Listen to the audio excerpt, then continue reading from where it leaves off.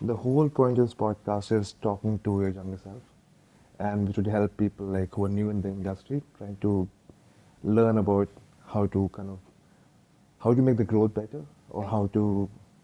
how to understand how this corporate world works, and from your experiences, what can they pick up?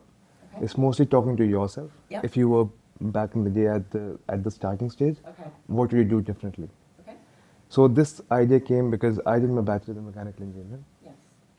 and I always saw there's this gap. Like even whenever I talk to people about the future, like I like to think ahead, but no one gave me a clear answer. Okay. Again, I was doing my research, like you did internships. I had an engineering job as well. Yeah.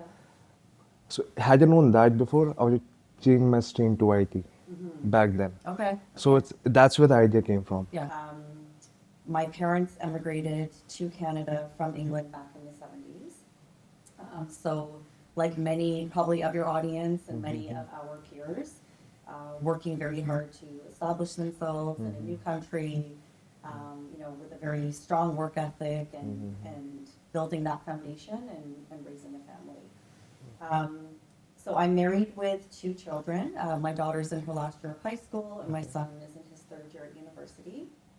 Um, in terms of my background and a little bit about my parents, they're both extremely hardworking individuals, as many immigrants are.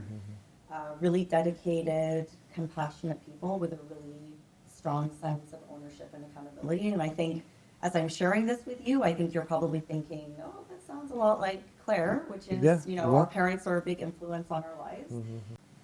And I would say my upbringing has shaped my life profoundly. Many of these values that I just talked about were instilled within me at a very early age, Okay. and they've become a big part of both my personal and my professional life, right? Because the two are Yeah, very yeah, closely melded, as